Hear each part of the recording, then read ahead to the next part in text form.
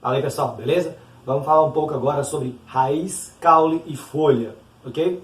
A gente já abordou um pouco a escala evolutiva das plantas, falou um pouco de briófitas, pteridófitas, gimno e angiospermas. Então agora a gente vai entrar um pouco mais nos componentes: raiz, caule, folha, flor, fruto, semente, ok? Vamos falar um pouco a respeito desses temas aí.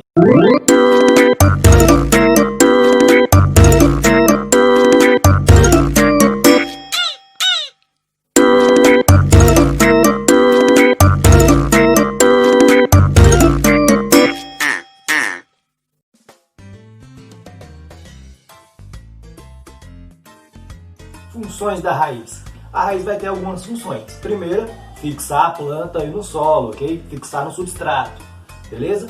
Segunda função é absorver água e sais minerais, ok? Quando fungos e bactérias vão decompor a matéria orgânica em inorgânica, transformar aquilo em componentes para o solo, as plantas vão absorver esses materiais e aí a água e esses componentes inorgânicos, né, esses sais minerais, eles vão compor a seiva bruta, ok? Então a seiva bruta, ela vem ali pelas raízes. A água vem, coleta ali esses componentes e transforma em seiva bruta. Quando absorve, certo? Vai se tornar em seiva bruta, ou chamado xilema.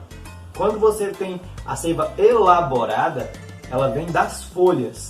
A raiz vai se dividir em algumas partes. Pode ser que o nome mude, né? Tenha um outro nome, tudo, mas tem sempre as mesmas funções.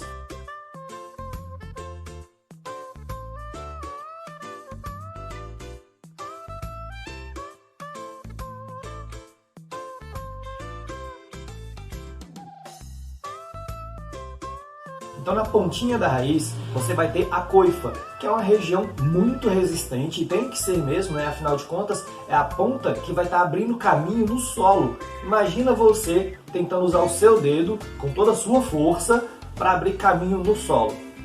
Cara, é meio difícil, né? Então a raiz faz isso. A raiz vai abrindo caminho lá no solo, meio a rochas e meio a materiais diversos, e a raiz tem lá na sua pontinha uma região, certo? Que é a coifa, que é para resistir a esse atrito tão intenso que vai sofrer.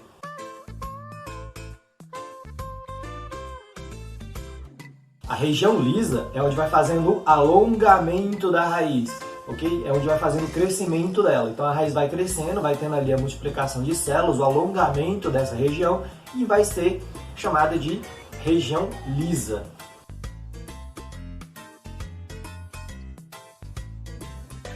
A região pilífera, de pelos, né, pelos, ela é a região que vai fazer a absorção, certo? Então os pelos da raiz é onde vai ter a absorção de água e outros componentes, vai formar ali a seiva bruta, o xilema.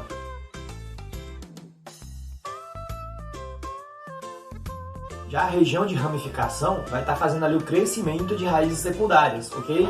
Também para fixação e absorção. A raiz pode ser de dois tipos, ela pode ser axial ou fasciculada. A axial é aquela raiz que tem a raiz principal e algumas raízes secundárias, mas você vê claramente qual é a raiz principal. Você vai falar, olha, uma raizona, é a raiz principal e algumas ramificações ali. Lembrando, você enxerga claramente quem é a raiz principal. Você não precisa ficar olhando e falando, acho que é essa aqui. Você vê e fala, olha, tem uma raiz. Já a fasciculada, ela tem várias raízes, geralmente são finas, certo? E parece um monte de pelo, parece uma cabeleira. Quando você olha, você fala, oxi Maria, quanta raiz, bicho, olha só, né? Parece um monte de cabelo.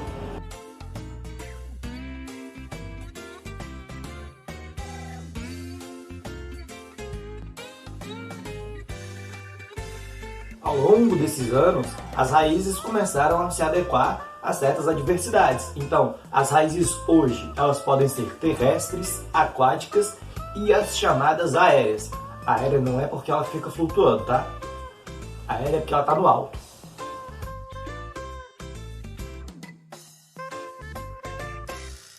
O caule ele vai ter dupla função. Ele tanto vai proteger os vasos condutores, quanto dar sustentação e altura para a árvore, para a planta no caso, né? Então, quanto maior for uma planta, Lembrando, melhor tem que ser esse caule, né? O caule ele é a base de sustentação dessa planta. Óbvio, as raízes também têm que estar bem fixadas, né? Não adianta muito você ter um caule fortão e umas raizinhas bem fracas, aí você vai encostar na árvore. Não, o caule ele vai possuir ali os vasos condutores dentro de si, certo? E vai fazer ali uma camada isolante para proteger esses vasos condutores. Lembrando que os vasos condutores mais internos, eles vão carregar o xilema, que vem lá do chão, né? A seiva bruta. E os vasos condutores mais externos vão carregar o floema, que vem de cima. No caso, é a seiva elaborada.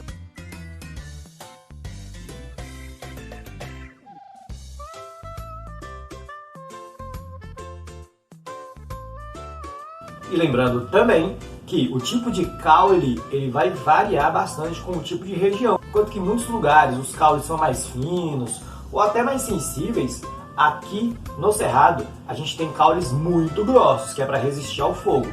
O caule ele vai possuir ainda uma coisa chamada gema, certo? Gemas apicais e gemas laterais. O que é esse negócio de gema apical e lateral? A gema apical, ela fica na ponta ali, né, da árvore e ela dá a direção de para onde essa árvore vai crescer, para cima. Você vai falar, mas quem não sabe que é para cima? Talvez você também não saiba onde é embaixo, né? A gente só tem noção de onde é embaixo, né, de equilíbrio e tudo, devido ao nosso ouvido interno. Ele direciona para a gente onde é em cima e embaixo. Por isso que as pessoas que têm labirintite têm dificuldade de se manter de pé, né? São pessoas que perdem a orientação, o senso de cima, baixo, lados, certo? Então, a árvore, o senso de direção dela está sendo orientado em grande parte ali pela gema apical, para cima. Já as gemas axiais, elas ficam ali nos lados do tronco, ok? E elas vão dar origem a galhos laterais mesmo, certo? Axial, no caso, vai dar origem aos laterais, apical para cima, ok?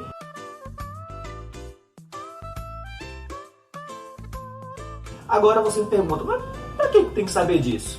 Sabe, tem uma coisa muito interessante que você não observa muito na sua cidade, com certeza.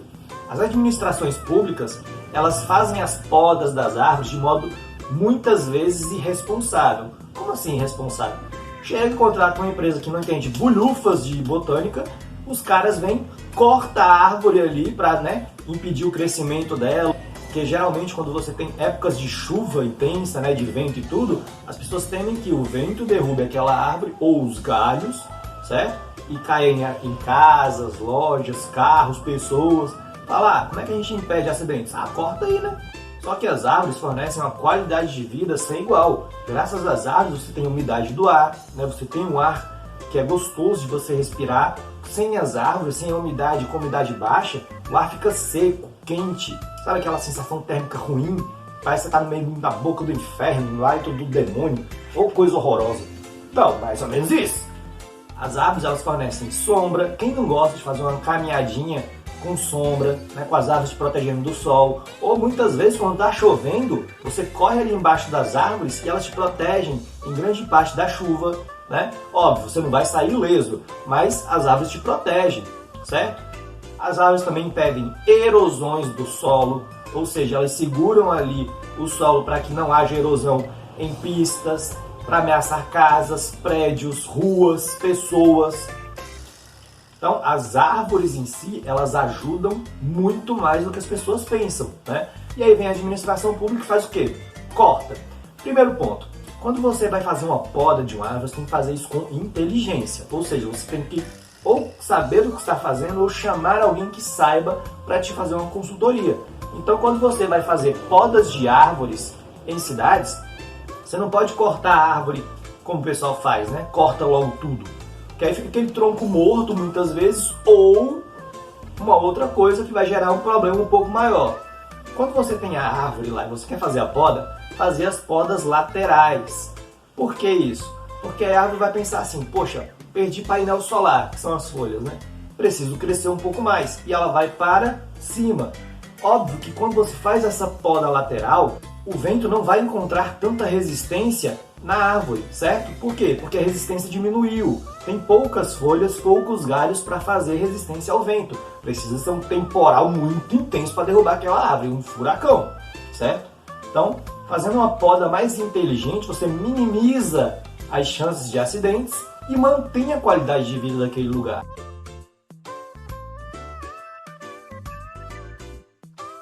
O que as administrações fazem? Cortam tudo. Quando faz isso, das duas uma. Ou a árvore morreu, certo? Acabou ali, ela morre.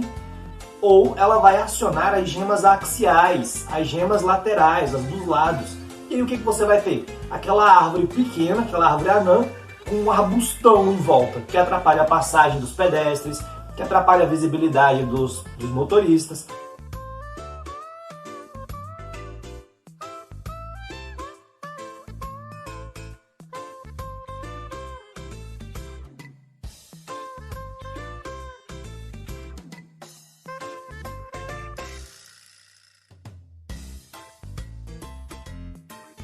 Então você vai ter uma série de problemas e logo você vai ter que fazer outra poda de novo. Por quê? Porque a árvore perdeu o lugar de fazer a absorção de luz. O que ela vai fazer então? Caramba, eu tenho que produzir um monte agora. E aí ela faz aquele arbustão. E aí você tem que ficar fazendo a poda o tempo inteiro. Podei. Árvore, tem que fazer mais. Podei, tem que fazer mais. Por que isso? Porque ela perdeu a gema apical. Ela não sabe mais para onde ir. Ela não tem a direção para cima. E os nós e entrenós? O que é isso? O nó e entrenós são aquelas regiões de algumas árvores, de alguns caules, que ele cresce por segmentos. Então, o caule vai ter uma extrema resistência. A exemplo deles, nós temos os bambus.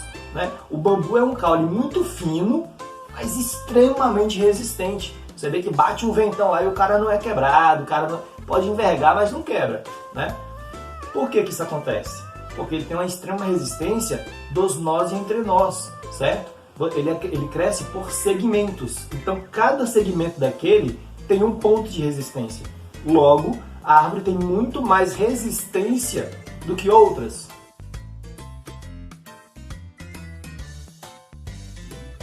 E aí você tem os caules eretos, você tem os caules rastejantes, você tem os caules trepadores, que são esses caules que vão se enrolando em outras árvores aí para crescer. Você tem vários tipos de caules também, assim como você tem vários tipos de raízes, você tem caules diversos.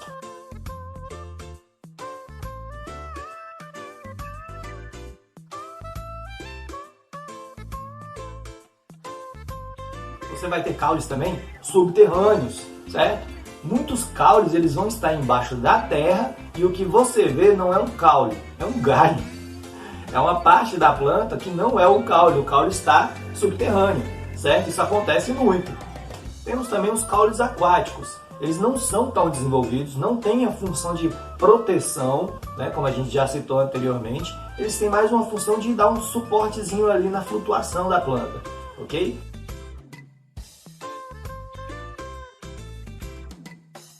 Enquanto você tem raízes fixando suavemente aquela planta naquele lugar, o caule está só mantendo ela ali, naquele ponto.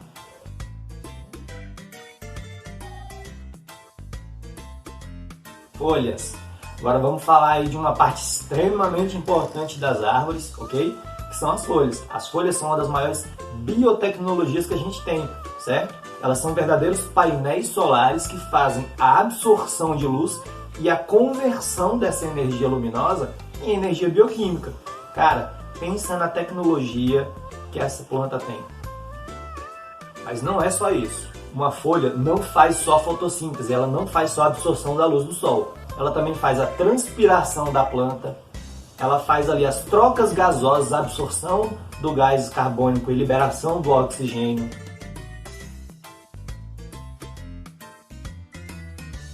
Então uma folha, ela tem muito mais funções do que a gente imagina, certo? A folha tem ali estruturas chamadas estômatos, que funcionam basicamente como as suas glândulas sudoríparas, do suor. Então a planta sua.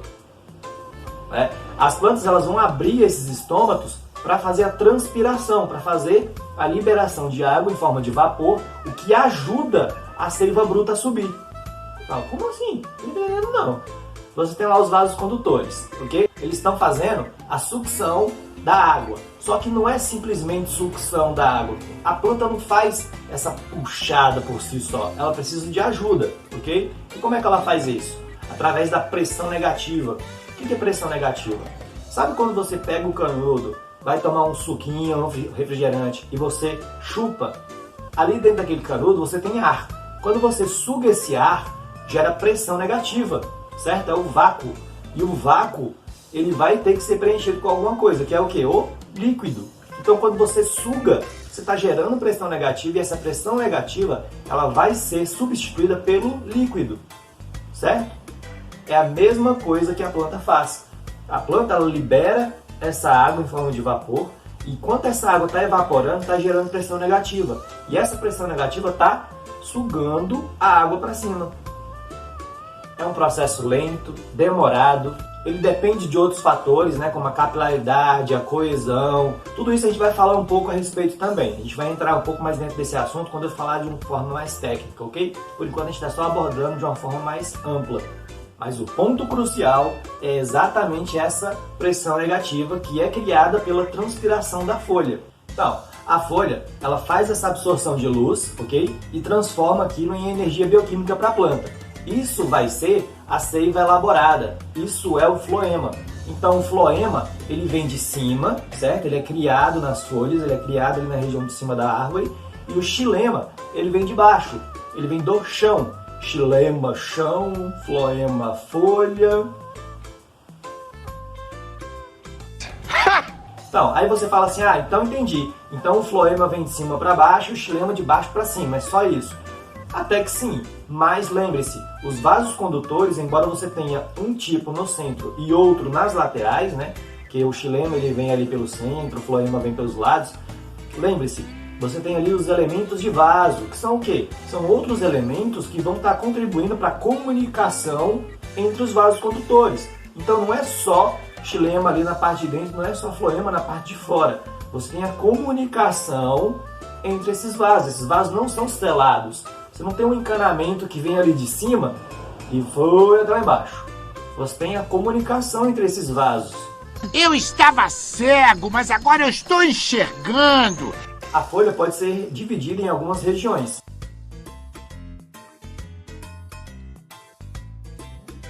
Você tem ali o limbo, que é aquela região da folha toda, né, do painel solar. Você tem o pecíolo, que é aquela região que parece o pezinho que você costuma pegar a folha, quando você arranca. Você pegou a folha, pecíolo. É basicamente o que liga o limbo, né, aquela região de absorção da luz, ao galho. E aí você vai ter a bainha. A bainha é aquele pezinho que faz ali a conexão entre a folha e o galho, ok? Então você tem a bainha, onde tem o pecíolo que vem, e tem o limbo, que é a região da folha. Aí você fala, tá, então é só isso, né? Não, calma. Você ainda vai ter as brácteas. Que diabos são as brácteas? Muitas vezes você vai ter flores, já falamos a respeito delas, né? As flores são o órgão sexual da planta, né? As cores e o aroma servem para atrair os polinizadores. Mas muitas vezes essas flores elas são muito pequenas ou muito discretas. E aí qual é a solução que a planta arrumou? Já sei. Pegou ali as folhas que estão próximas a essas flores e botou um monte de cor, um monte de aroma. E aí enfeitou as folhas, certo? Então as folhas fazem a atração para a flor.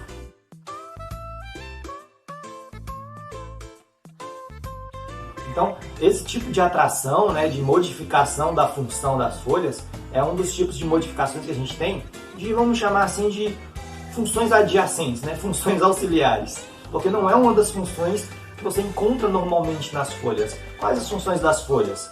Absorção da luz do sol, né, transpiração e trocas gasosas. Essas são as funções principais. Aí você fala, essa folha colorida aqui é para atração, já que a flor é muito pequena, é muito discreta, ok?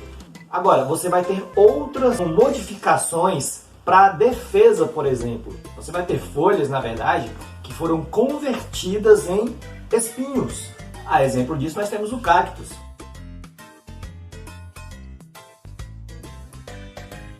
Então, uma modificação de defesa foi feita pelos cactos. Os cactos vivem em uma região extremamente quente, onde a oferta de água é muito pequena, certo? Então, onde a oferta de água é muito pequena, qual é a solução? Primeiro, eu preciso armazenar, certo? Então, o cactus, ele armazena a água dentro dos tecidos ali do caule. É um pouco equivocada a ideia que as pessoas têm, né, de achar que elas vão cortar o cactus e vai ter ali um copinho de água para elas. Não é assim, tá?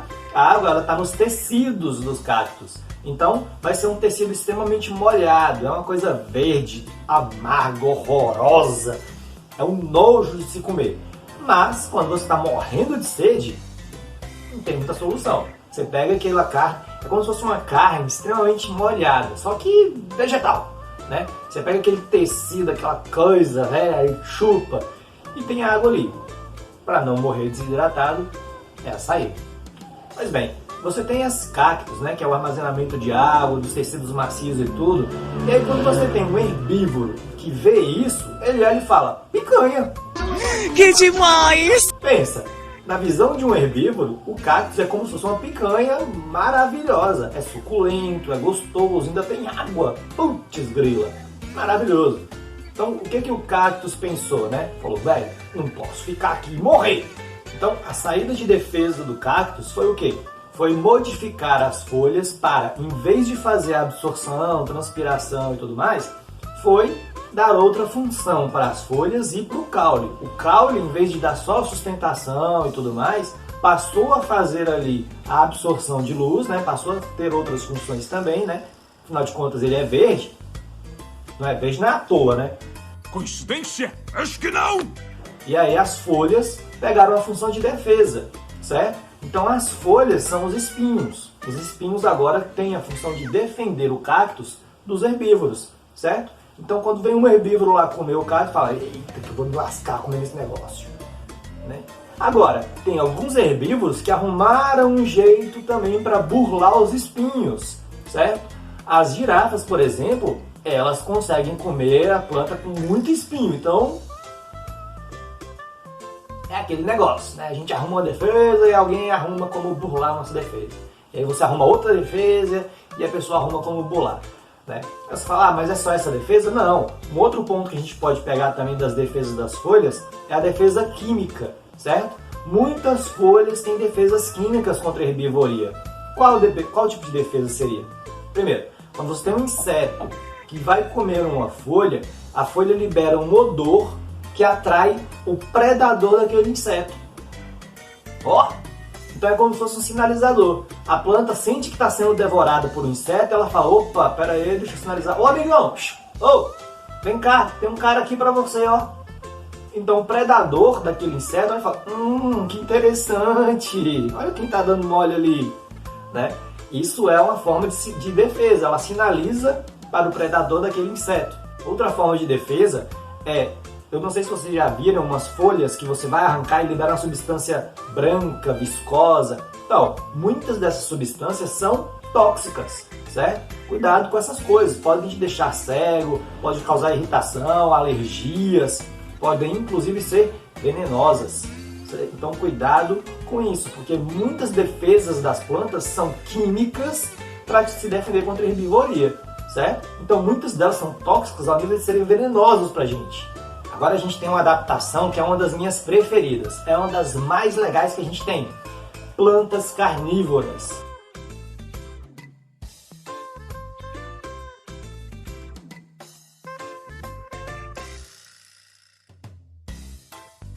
As plantas são autótrofas, certo? Elas absorvem luz solar e convertem em energia bioquímica. Simples assim. Mas as plantas carnívoras, elas se desenvolveram em um ambiente onde tinha pouquíssimos componentes benéficos para ela ali no solo. Lembra?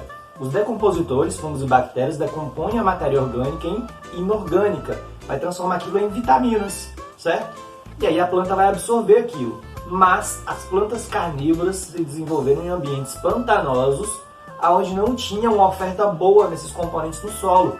O que ela resolveu fazer então?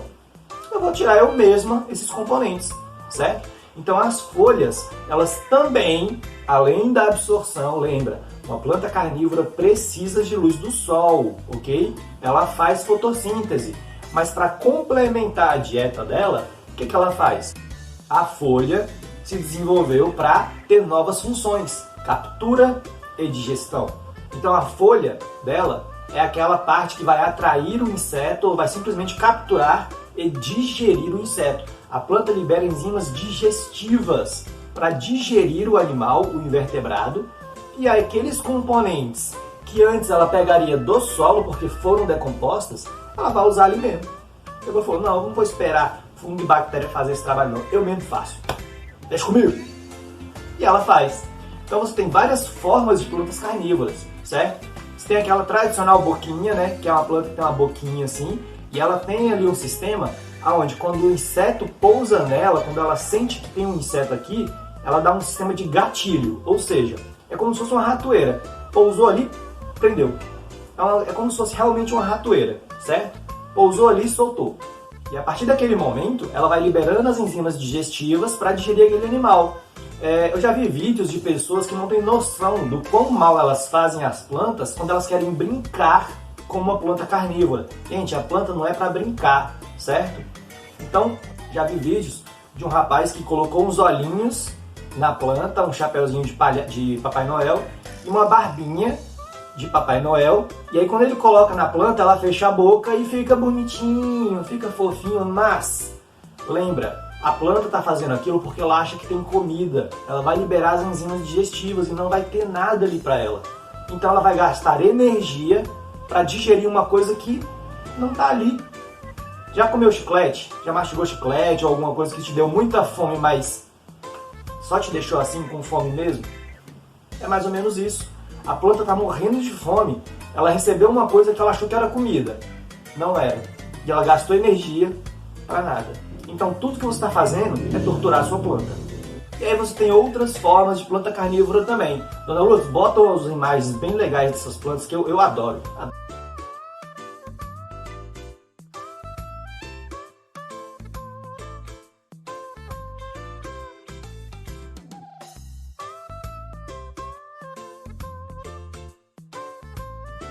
Adoro planta carnívora, elas são muito legais. Aí você fala assim, se eu botar o dedo, ela vai digerir meu dedo? Não. As enzimas digestórias são para pequenos invertebrados, ok? E levam um certo tempo.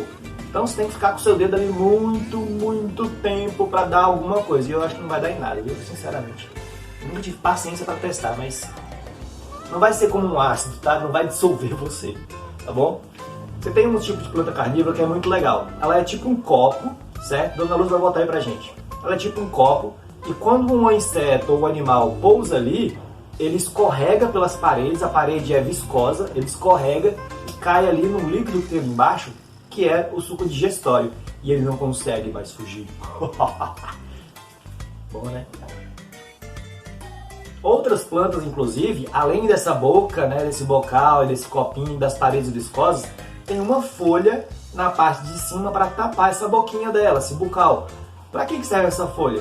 Principalmente para proteger da água. Para caso chova, a água não entre nessa boca, acabe enchendo essa planta com água e ela morra. Então a folha serve muito para isso. O pouco de água que cai ali, evapora ou ela consegue dar o destino adequado para essa água.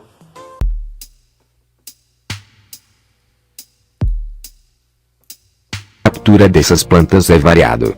Quando o inseto pousa na folha e toca nos cílios do detector, faz com que os cílios se fechem automaticamente, ficando presos no interior, já que os espinhos dispostos nas bordas da planta impedem que ela escape. Outro método consiste na segregação de um fluido pegajoso com cheiro adocicado que atrai insetos. Quando toca a planta fica preso na camada viscosa ou em cabelos pegajosos. Ela captura sua presa através de um mecanismo de captura adesiva. Glândulas nas extremidades dos tentáculos secretam uma mucilagem pegajosa.